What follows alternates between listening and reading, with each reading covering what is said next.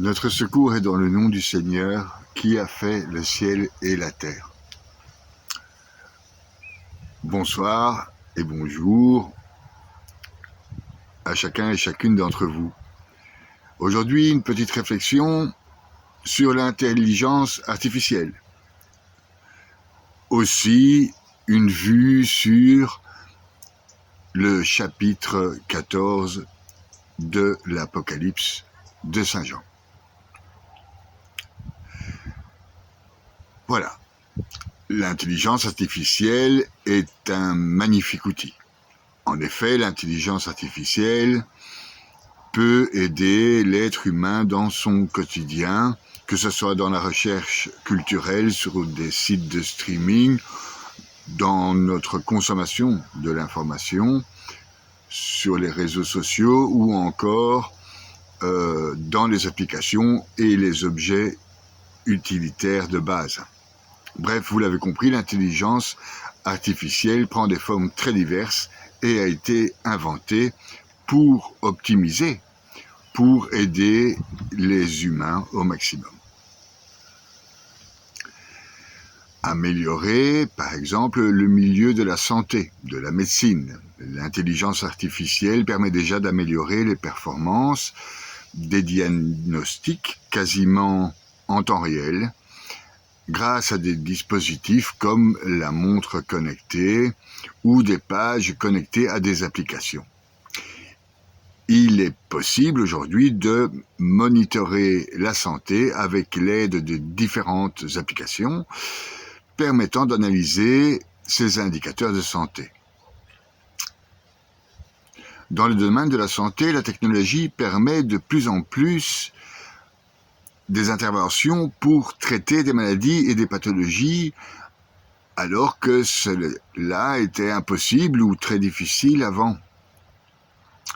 On multiplie les opportunités et on offre une prise en charge de plus en plus pointue sur des pathologies qui n'étaient pas possibles de soigner. Elle favorise l'apprentissage et la formation. Demain, il sera possible de s'entraîner virtuellement. Aujourd'hui déjà grâce au simulateur.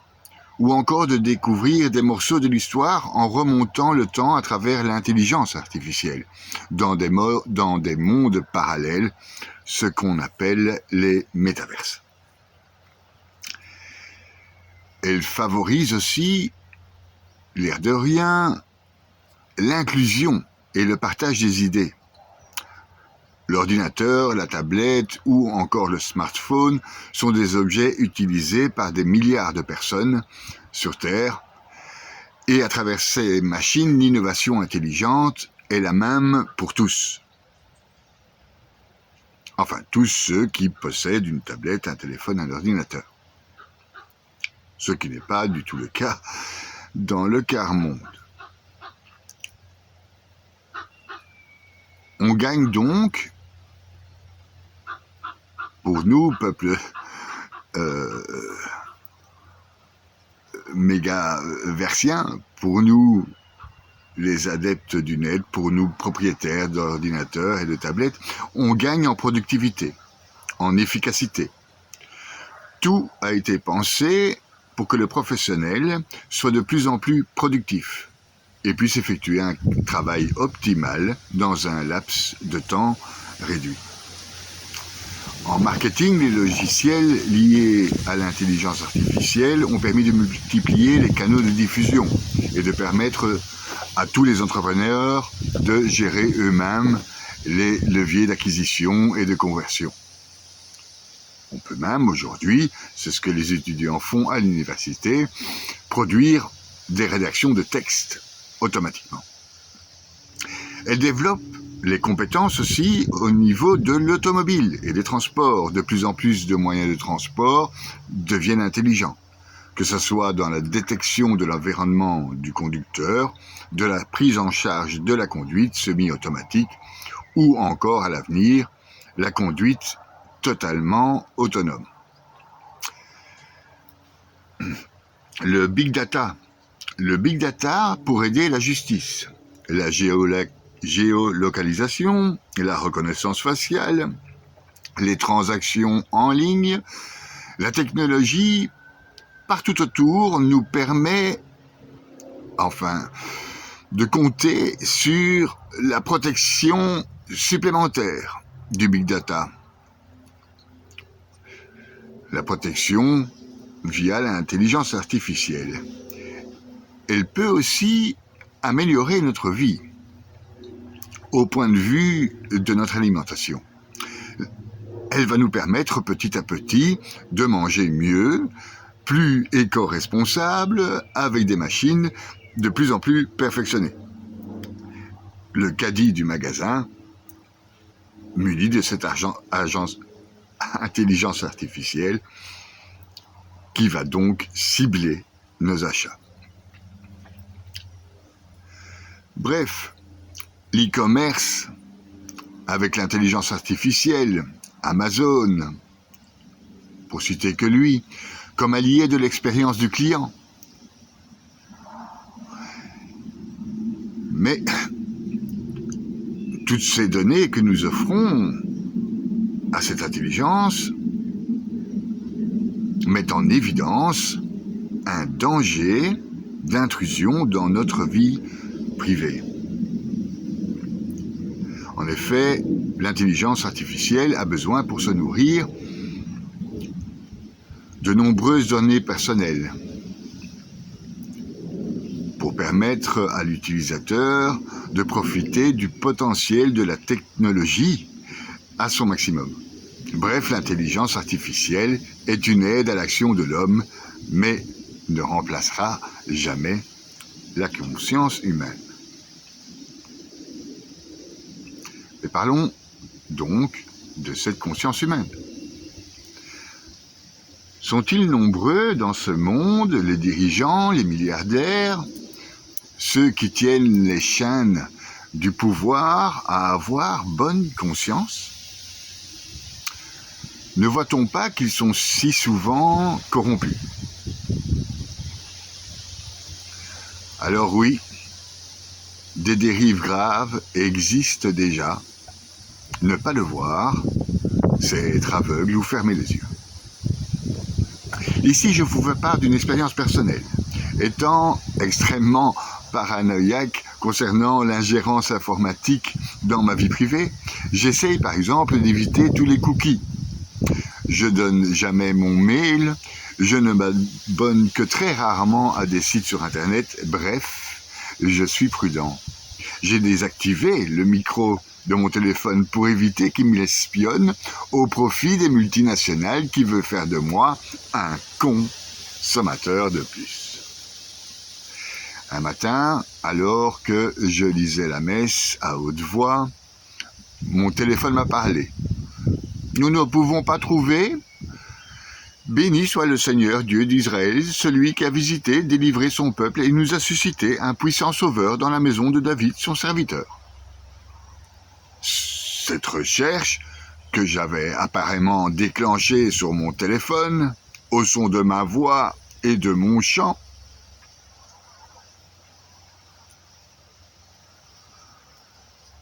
me surprit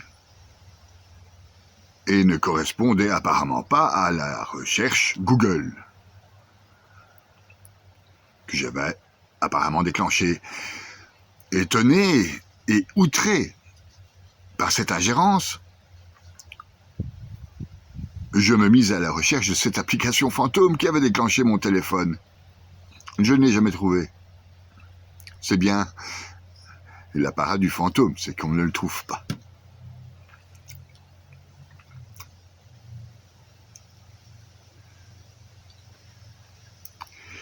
Il y a donc une évidente malhonnêteté quand il s'agit de business.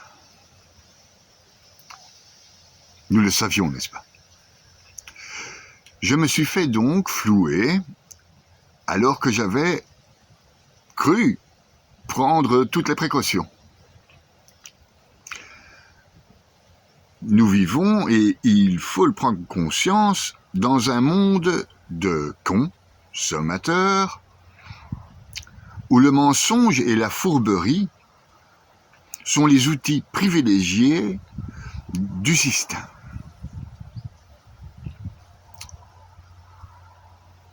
Où se trouve, dès lors, cette conscience? Est-elle mauvaise? Est-elle bonne? Aujourd'hui, il s'agit, aujourd'hui, de réduire tout à des proportions purement humaines, si pas commerciales. Tout n'étant pas en vue de notre bonheur, qu'est la recherche de l'amour. L'homme-machine fait abstraction de tout principe d'ordre supérieur. Il nous faut absolument rattraper ce retard, cette décadence intellectuelle entamée depuis l'Empire gréco-romain jusqu'à nos jours, avec le recul évident de la culture, des connaissances, des langues, des calculs, de la philosophie, de la spiritualité, dans l'enseignement et dans les écoles. Le tout délégué à un commerce malsain aujourd'hui. Nous contribuons donc à cette machination qui détruit notre humanité. L'humanisme qui est devenu un laïcisme et qui va vouloir toujours ramener à la mesure de l'homme fini, va descendre d'étape en étape au niveau les plus inférieurs de l'existence. Nous approchons, malgré ces technologies et toutes nos avancées, à une nature purement animale. Dans cet âge sombre, dans cet état de dissolution intellectuelle et spirituelle, il me semble impossible d'en sortir autrement que par un cataclysme. Dieu nous en garde. Des mystiques, nous apprenons que la contemplation est supérieure à l'action, comme l'immuable est supérieur au changement. Leurs sciences ne peuvent nous faire oublier le principe de la roue cosmique dont la circonférence n'existe que par son centre. Ce centre qui est Dieu.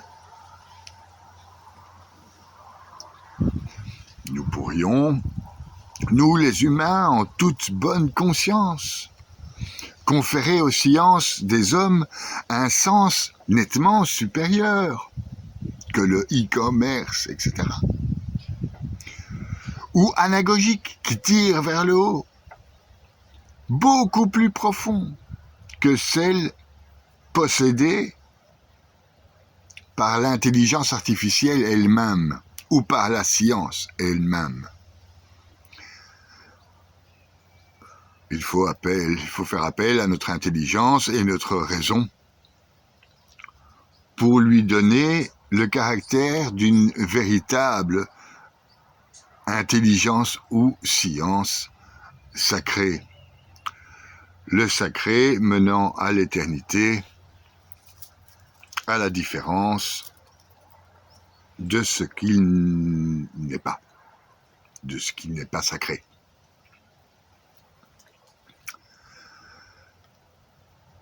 Je fais cette capsule suite à une réflexion que j'ai vue sur les réseaux sociaux qui disait: on arrive encore à repérer l'intelligence artificielle assez facilement, et de toute façon, il n'y a plus que ça sur les réseaux sociaux.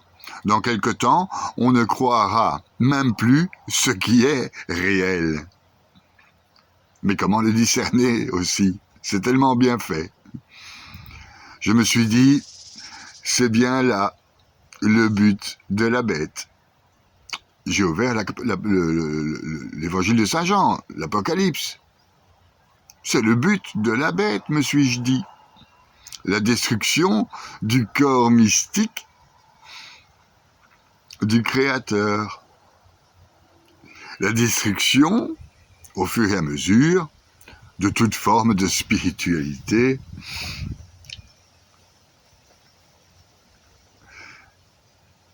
Enfin, peut-être pas de toute forme de spiritualité, mais en tout cas, la destruction de l'Église, dans toutes ses formes, qu'elle soit juive, chrétienne, musulmane, même bouddhiste. Sur les réseaux sociaux, au niveau spiritualité, je l'ai déjà dit dans beaucoup d'autres capsules, vous verrez souvent n'importe quoi. Ce n'importe quoi ne peut pas être dû à une intelligence artificielle, rassurez-vous. Enfin bon, c'est une parenthèse.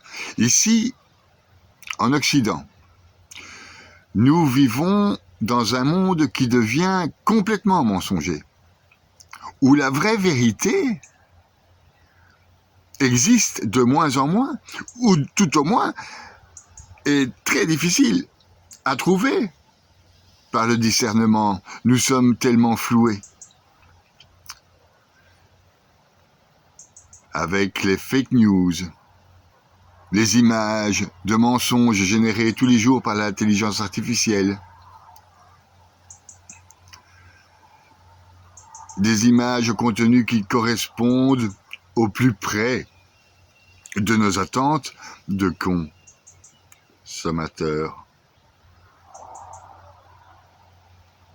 Aujourd'hui, ce n'est plus le livre qu'on lit, c'est le livre qui nous lit.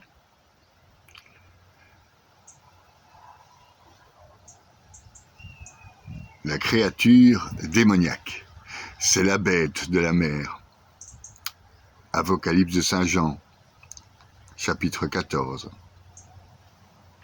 Cette bête de la mer a la tête blessée à mort et reprend vie. On voit bien que c'est le démon. Il est victorieux. Il séduit les hommes par cette tête blessée à mort et qui guérit. Qu'est-ce à dire blessé à mort? La disparition de nos cultures, la disparition du spirituel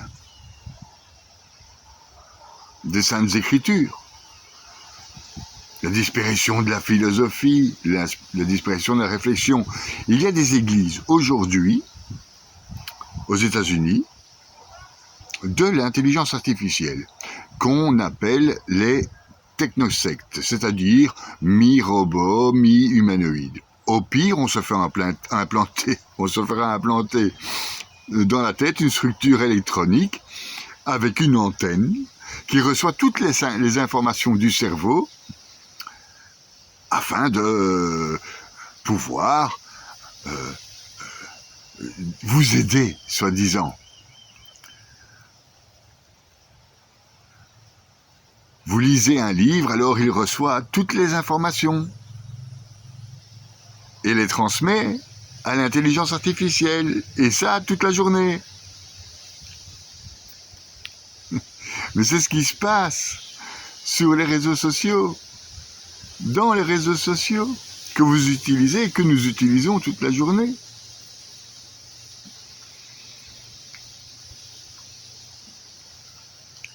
Avec Google, enfin le net en général, Facebook, qui nous connaît par cœur. Après, si vous voulez vous marier, il vous connaît mieux que vous. Donc, il vous dira un jour, celle-là ou celui-là, il te plaira, celle-là ou celui-là ne te plaira pas. Confier à l'intelligence artificielle, se confier à l'intelligence artificielle parce qu'elle me connaît mieux que moi-même,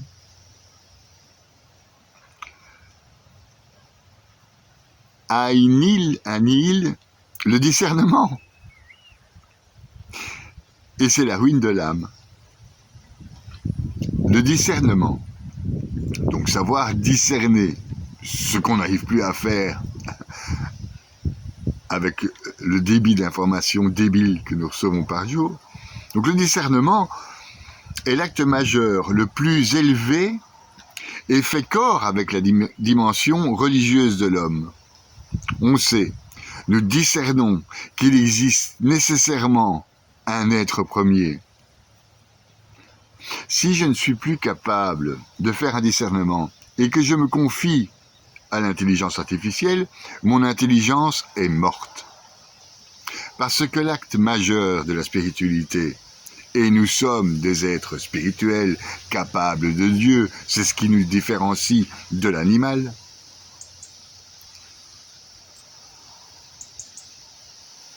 c'est le discernement. Aujourd'hui, nous sommes enseignés par le démon, la bête de la mer. L'intelligence est comme ressuscitée grâce à l'intelligence artificielle. Cette intelligence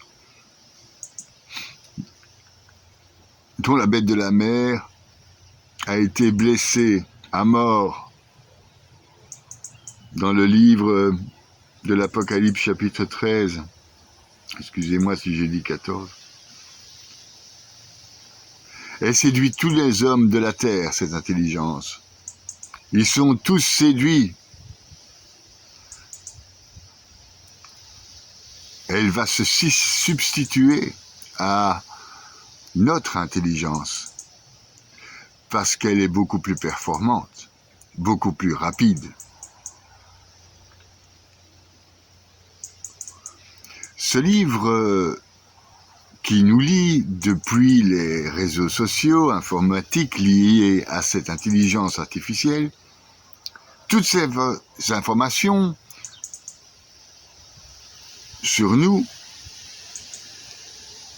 est contenues dans un énorme disque dur, plus grand que les capacités de notre cerveau. Aujourd'hui, c'est le net qui est le livre électronique. C'est lui qui lit à l'intérieur de nous.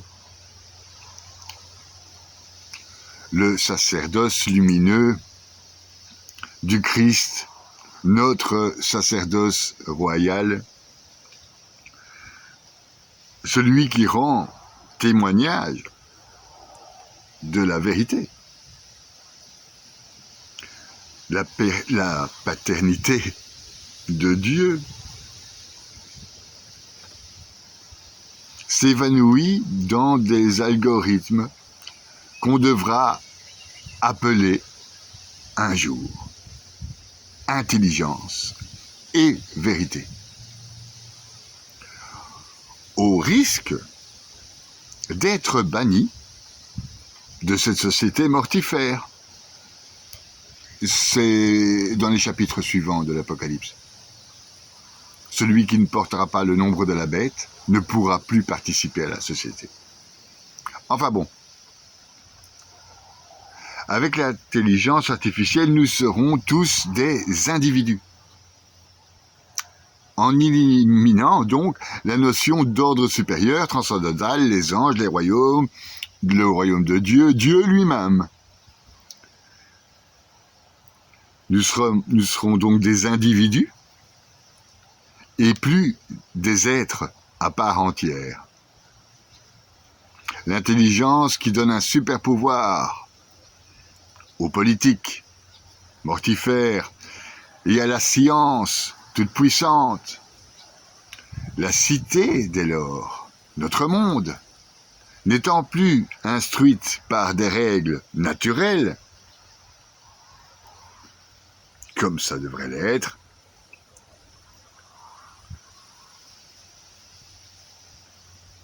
puisqu'elle n'en fait plus partie.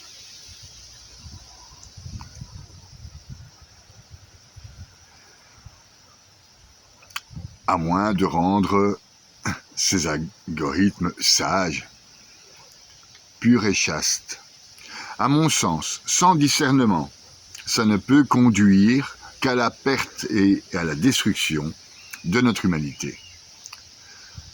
Il faut, chers frères, prier, méditer, demander l'aide du divin dans le silence. C'est notre seule et unique arme pour vaincre le démon qu'ils sont en train de nourrir. Dans le livre de Saint Jean, on peut lire la parole de Dieu. Alors j'ai vu monter de la mer une bête ayant 10 cornes et 7 têtes, avec un diadème sur chacune des 10 cornes et sur les têtes des noms blasphématoires. Le blasphème contre Dieu. Tiens donc, en Occident, il est ininterrompu. Les festivals sataniques, les défilés de machines aux allures de Satan dans les rues des villes, sans parler de l'ouverture des Jeux Olympiques 2024 à Paris, transformée en messe, liturgie dédiée à la bête. Merci, Monsieur Macron.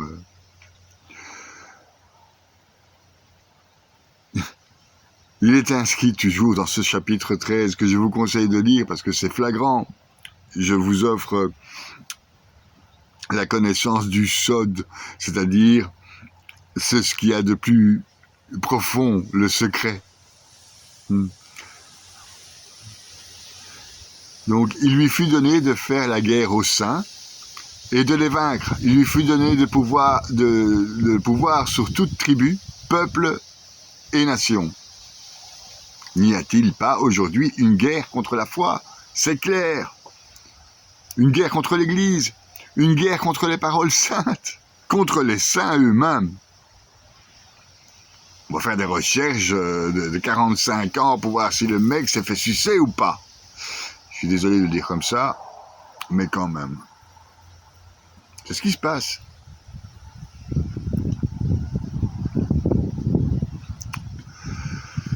Dans un monde donc où tout ordre supérieur tend à disparaître, la vérité et de ce fait notre intelligence disparaît progressivement. Une intelligence autre se met en place grâce à la science et la politique afin de remplacer notre intelligence naturelle, celle qui est intuitive, imaginative, celle instruite pour certains du Saint-Esprit, celle de la révélation. Cette intelligence naturelle qui fait de nous des êtres humains à part entière, avec laquelle nous pouvons rentrer à l'intérieur de nous pour observer au plus loin la pointe de l'âme, la Sainte-Thérèse, dans le miroir des eaux. Enfin, cette intelligence pure qui est avec la grâce de l'Esprit Saint, nourrit notre être, honore notre nature humaine qui, je le rappelle, est faite à l'image de Dieu. Cette bête blessée à la tête cette bête blessée à la tête qu'on retrouve dans l'Apocalypse est blessée à mort, mais elle guérit. Elle guérit. Plus besoin d'intelligence. Plus besoin de l'Esprit Saint. Plus besoin des mots transcendantaux. De l'intelligence transcendantale. De révélation. Puisqu'il y a une intelligence supérieure à toutes les connaissances qu'un homme peut avoir. Elle va, cette intelligence artificielle, espérons-le, et c'est mal barre, suppléer à la connerie humaine. Nous entrons progressivement lentement mais sûrement, comme dirait l'autre, dans le monde du mensonge. Dans un monde où la seule vérité sera celle de l'homme-machine et de sa politique mortifère, celle de la science. Science qui fait des erreurs à répétition, je le rappelle.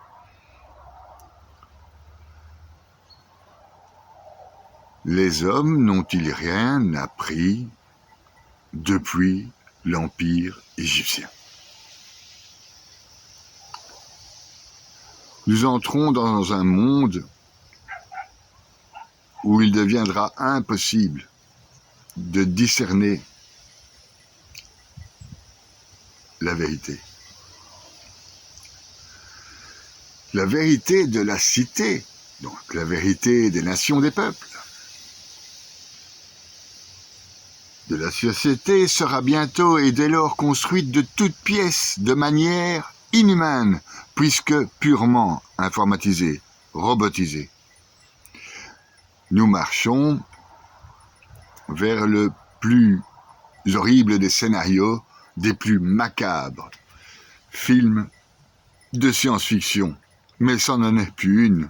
Ça arrive à grands pas. Nous deviendrons, si nous en prenons pas conscience, qu'une matière charnelle et individuelle, donc des individus, sans discernement, assujettis comme des esclaves au service du pouvoir. Dans le temps, les guerriers disaient « Nous deviendrons de la chair à canon ». De quoi nourrir la bête. Les rois deviendront eux-mêmes des pions sur l'échiquier de l'intelligence supérieure et froide, qui va construire notre monde futur, loin de toute humanité. À l'âge de pierre, les hommes ont confectionné des massues pour se fracasser la tête. À l'âge de bronze, les hommes ont continué leur marche vers l'armement de manière de plus en plus performante. À l'âge de fer, c'est allé de pire en pire, avec les balles, les projectiles, de massacre en massacre, dans toutes les guerres. À l'âge de lumière, ils ont construit l'arme nucléaire. Aujourd'hui, cette intelligence peut faire de la cité des hommes des esclaves de la bête. Notre seule arme, avec l'intelligence et la raison, qui nous permet ce fameux discernement, contente, tant bien que mal, de nous enlever. Notre seule arme, chers frères, est la prière silencieuse, la glorification et la crainte de notre Créateur, parce que notre secours est dans le nom du Seigneur, qui a fait le ciel et la terre. Amen.